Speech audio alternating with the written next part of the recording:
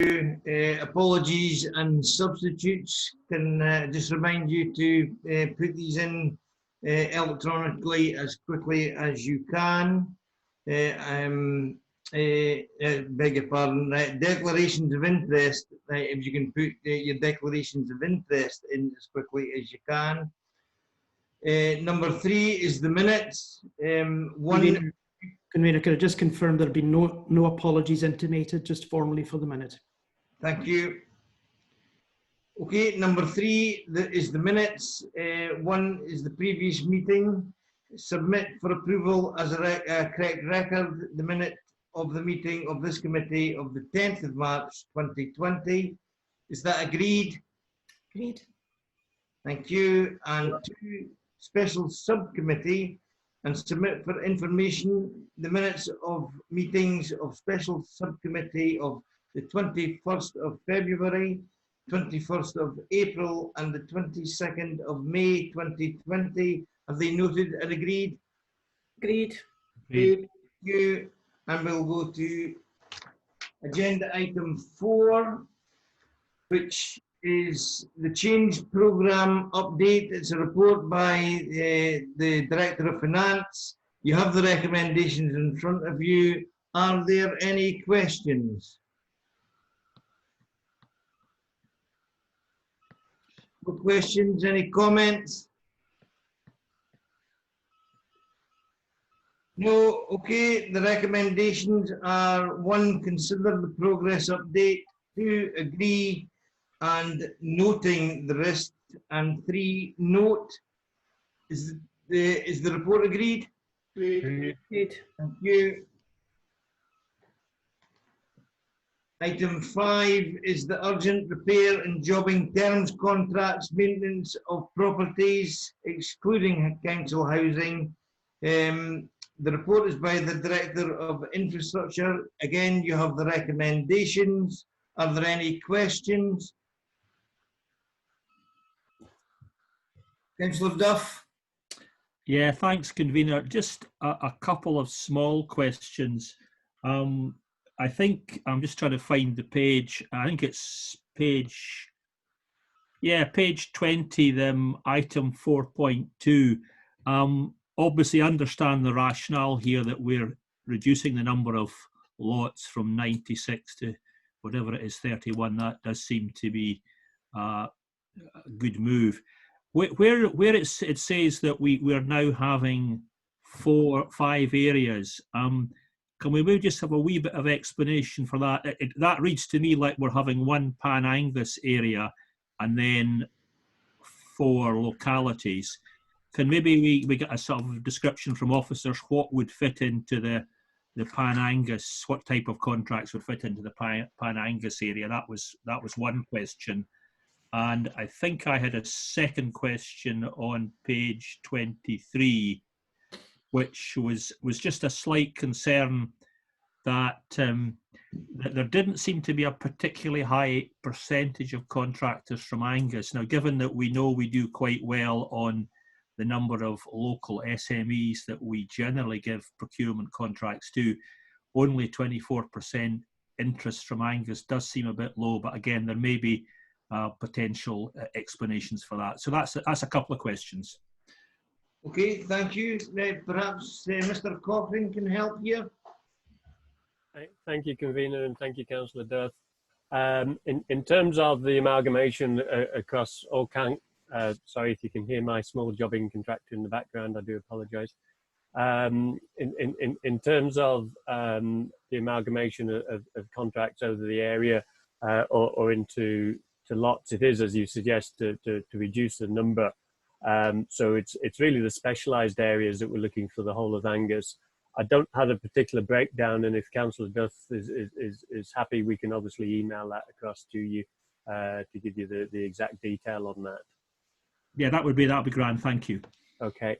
And in terms of the expressions of interest, yes, we advertised, as it says in paragraph 5.21, we put out a notice in May.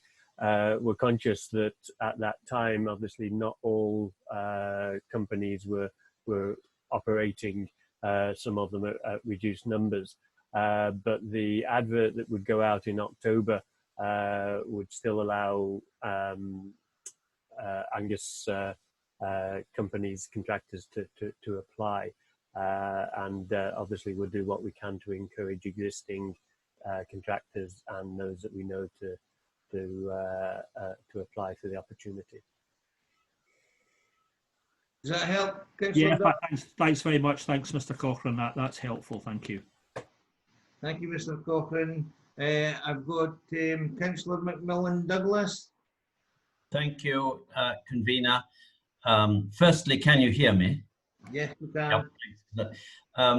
I wonder if also I could direct a question at Mr. Cochrane, and it's the same basis of question. I was disappointed too in seeing the proportion of people applying who were coming from Angus, contractors that were applying. And I realize Mr. Cochrane may not have these figures, but are we expecting the contractors, the 76 presumably contractors applying from outside Angus to use local labour? And what are we doing, and he may have partly answered this question, what are we doing to encourage local Angus contractors to apply, and are we explaining the system fully to them? Mr. Cochrane. Thank you, convener, and thank you, Councillor Angus Macmillan Douglas. On the basis that we've had about a quarter of the contractors, there's actually about 20 contractors from Angus who've already applied, and of course some of the contractors on the wider Tayside area are close to the border or have their main offices that aren't in Angus. So there's a substantial number that would employ local people already. We have some community benefit elements that are detailed in 519 in terms of potential around new or existing apprentices, which is part of the contract. We can't specify beyond that about the use of other local contracts, bearing in mind that these are smaller jobs. There's a spend of around about 4 million a year, but there's 8,000 orders, so they're actually average price is £500 an order. So they're not big companies. Some of them are relatively small companies, but covering obviously a wider area. And we would be delighted for local companies to apply.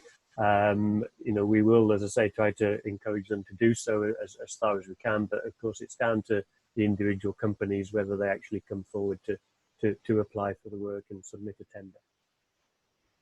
Thank you. Does that help? Yeah. Does that help, Councillor? Thank you, Mr. Cochrane. I've got Councillor Devine. Thanks, convener. It's just on page 25, the quality of works and services. Well, from what you've said, and so many of these jobs are very small, and obviously they couldn't all be looked at by a clerk of works or something. But I was just wondering, how do you make sure that the quality is up to scratch? Mr. Cochrane. Thank you, convener. Thank you, Councillor Devine. The initial tender is actually analysed on 40% of the quality submission, which is detailed on page 23 in terms of some of the quality aspects that we're looking at. And obviously that will help influence how we go forward. There is always a challenge that, with those 8,000 jobs, but the 8,000 jobs are actually identified by our officers as they are doing inspections on their buildings or reports of damage, etc., to our buildings. So there is, of course, an element of when those are re-inspected, and that's part of the role of our clerk of works in supervising these activities. Does that help, Councillor? Yes, that's fine. Thank you. Thank you, Mr. Cochrane. Okay, are there any further? Oh, Councillor Whiteside, the question. Thanks, convener. Just a quick question to Mr. Cochrane.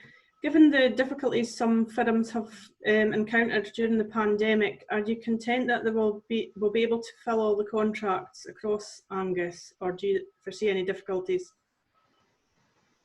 At the moment, we're not aware of any challenges for our local companies in terms of that. Indeed, we seem to be seeing for the small number of tenders that we've issued on a separate basis, we seem to be seeing quite a high demand for tenderers to submit prices.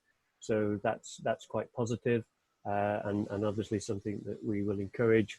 One of the challenges around this, and part of the reason for dividing it into lots, etc., is to make those opportunities as attractive as we can. And what we have found in the past is that there might be one or two of those lots which are less oversubscribed than others, should I say.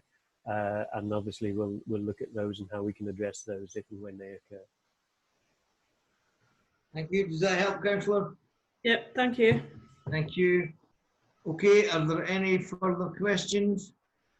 No? Any comments? No? Okay, you have the recommendation, the recommendations in front of you. 1 is note, 2 approved. And why have I got a 4 instead of a 3? I just noticed that. But anyway, all right. Authorise, 5 authorised, and right, I've got 2 5 notes. I've just noticed that myself. And I highlighted them, so right. So my apologies for that. But is the report agreed? Agreed. Yep. Thank you. Right, very short meeting. Thank you very much, right, for your input, and have a good afternoon. Thank you.